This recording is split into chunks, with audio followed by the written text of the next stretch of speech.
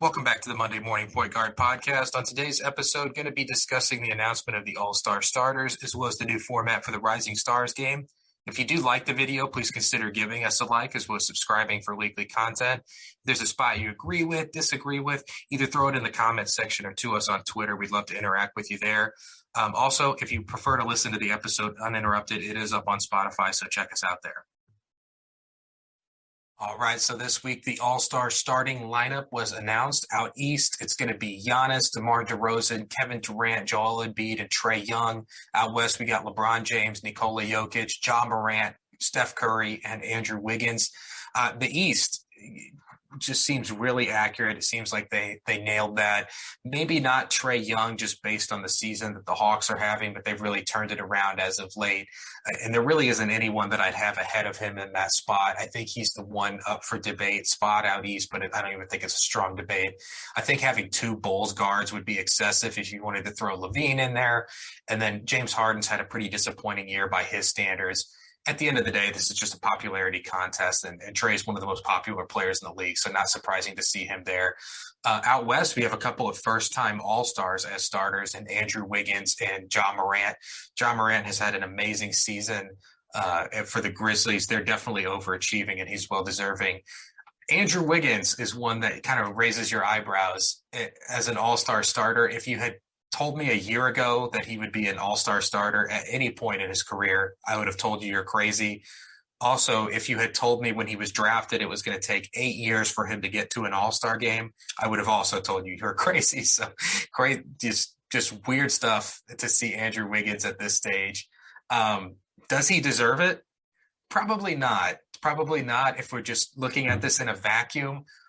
But under this format, he might actually deserve it. I can't believe I'm saying that. Of course, I had to look into it, take a deep dive into this, and really come up with a nuanced perspective on Andrew Wiggins' case for being an all-star starter.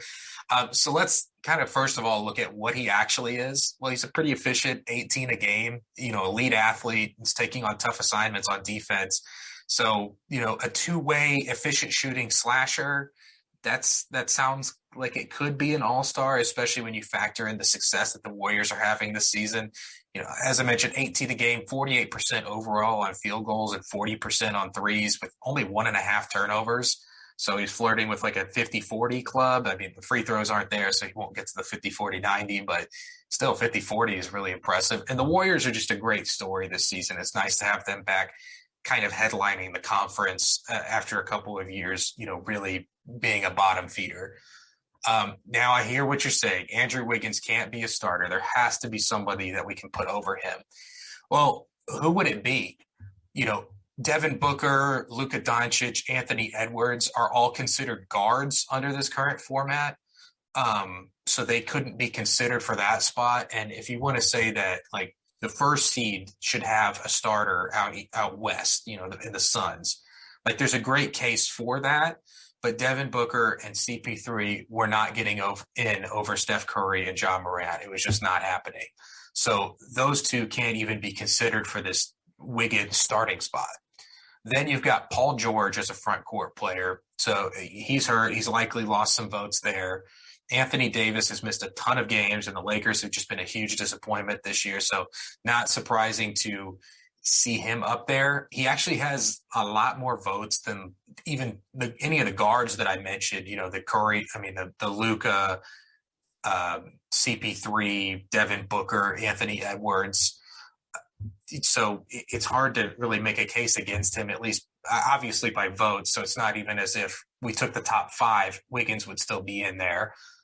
Draymond, for my money, I'd rather see him in there, but his numbers just aren't as impressive as Wiggins, and he's missed some games. Then we start getting down the line, and like Carmelo Anthony is on there. Can't imagine for the case for Carmelo Anthony coming off the bench on a disappointing Lakers team versus Andrew Wiggins, a quality starter on the second seed in the West. That's tough. I think Karl Anthony Towns might be the biggest snub that we've gone down the list, but he's like 1.6 million votes away. Wiggins has 2.6 million votes. Karl Anthony Towns is in the 1 million range. Rudy Gobert only had like 500,000. DeAndre Ayton 400,000. I don't think any NBA fan worth their salt is saying that Andrew Wiggins is better than Karl Anthony Towns or Rudy Gobert. But again, this is a popularity contest. I'm not going to make the case for Gobert just in the interest of time because he's like 2 million votes away from Wiggins. And I think he has less good of a case this year than maybe Karl Anthony Towns, at least narratively. I'd still probably rather have Gobert just for the defensive component, but Towns is solid. It's really hard to argue for Towns here, down 1.5 million votes from Wiggins, but in the 50, 40, 80 club as a center, that's really nuts as a center. And as much as I've crapped on him over the years for like his attitude and his defense and, kind of the intangible aspect, it seems like he's really turning it around. That Minnesota team has been really frisky this year. It seems like they're taking on the personality of Anthony Edwards as opposed to Towns, and that kind of competitiveness and drive is rubbing off on him more so than when Jimmy Butler was there. It seems like there's less butting of heads and more kind of Anthony Edwards' personality rubbing off on the rest of the team. So really, blame the format here. And, the last, honestly, just blame the format here. I shouldn't have to argue the last All-Star starter between Karl Anthony Towns, Andrew Wiggins, Draymond, and Rudy Gobert. If there was a better format, we wouldn't even be having this discussion. And honestly, if there were no injuries, Anthony Davis, Paul George, Kawhi Leonard, they're probably in that last starter spot. So I kind of mentioned the format here. The format is just really stupid. I really don't understand what they're using to determine whether somebody's a guard or a front court player outside of like the really obvious ones. Like Chris Paul is obviously a backcourt guy, a guard. Kevin Durant, obviously a front court player. Karl Anthony Towns, obviously a front court player. But just as an example of like, it just seems like they're arbitrarily choosing who goes into what.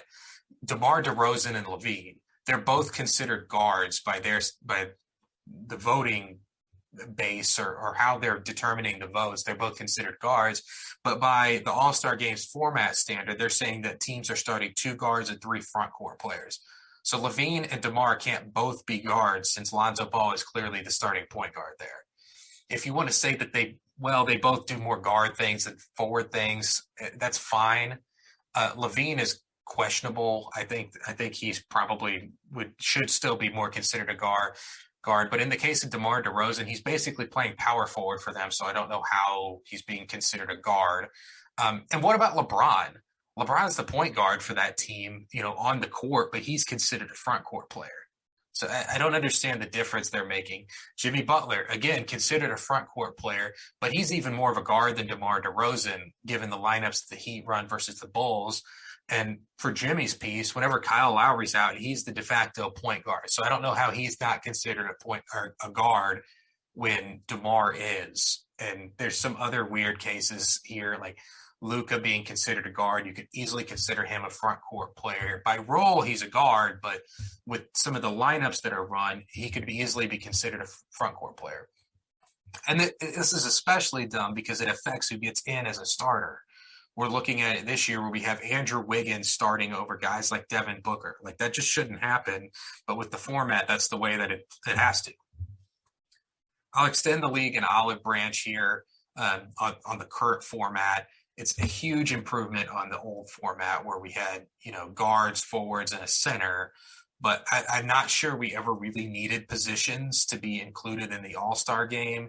It just seems like whatever the fans want, and if they want to see 5 point guards roll out there or 5 centers, like who cares? Like this isn't that serious. This is a glorified pickup game. So whatever the fans want should go here. And, for the argument that like, well, we have to have some semblance of positions. This has to make some sense. Like when the format was more regimented, back in the mid 2000s where we had the 2 guards, 2 forwards, and a center as the starters.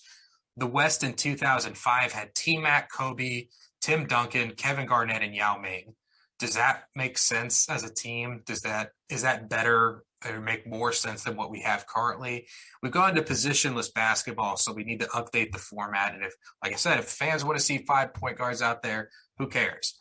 So let's just get rid of all these positions and treat it like the pickup game that it is.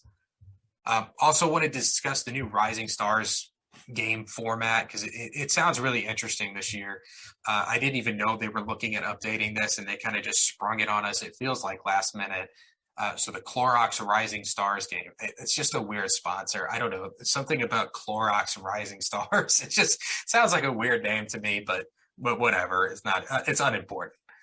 So there's going to be a pool of 28 players, and we're going to split them up among 4 teams. So everyone's going to get plenty of playing time with 7 guys to a team. It's going to be 12 sophomores, 12 rookies, and 4 of the G League Ignite guys, kind of the more promising players there. The guys in the G League the coaches are going to vote on who those 4 representatives are. And at first, when I read this, I was like, 28 guys? Wow, the back end of that might look really rough. But really, it's going to be the 4 Ignite guys who should be fun to see. It'd be a preview of what they could maybe bring to a team, come draft time. And they're going to be spread out on the 4 teams. So each team is only going to have 1. Then you've got the all-rookie team from last year with 2 extra guys and the future all-rookie team with 2 extra guys. The all-rookie first, all-rookie second. If you include both of those, that gets you to 10 already. So you're really only looking at 2. And it really shouldn't be that bad. Like when you look at the all-rookie team last year, Cole Anthony, James Wiseman, and Tyrese Maxey were guys who didn't even make an all-rookie team last year. So if you add, obviously with Wiseman kind of out, I don't expect to see him there. But adding Cole Anthony and Tyrese Maxey, those are real NBA players. So it'll be good to see them. And this year's rookie class looks to be one of the best and maybe most deep classes we've had in a while. So I expect it to be a really competitive game. This is a game that I always enjoy, and I think this new format is only going to increase my enjoyment of it. So how are they going to do this with the rules and it only being on one night? Well, in honor of the 75th anniversary team, it's going to be a race to 75, quote unquote. So team A and B are going to play to 50, same with team C and D. Then the winners play to 25. There's going to be some weird shooting challenge in between the 2 games from some iconic playoff spots, some memorable shot locations in terms of the playoffs. So that'll be cool. It sounds like that. I don't remember what the name of it was, but when they have the retired guy, the player from the WNBA and the player from the NBA compete in that shooting challenge, that was always really fun, I thought. And overall, this just sounds really fun. I always enjoy this game because young guys are typically playing their asses off. They've still got something to prove, unlike the All-Star game. So, a tournament coached by some all 75 anniversary team guys. It's going to be really exciting. I do hope if they don't at least televise the draft, because these all-time greats are going to be drafting these teams. If they don't televise the draft, we at least need to get a draft summary of what happened, because I always find the drafts for these all-star events super interesting and can make for some interesting rivalry stuff down the road. If some guys feel slighted, or he might have some beef with a former player that didn't take him, teammates can kind of go at it. It's just it could create for some interesting narratives.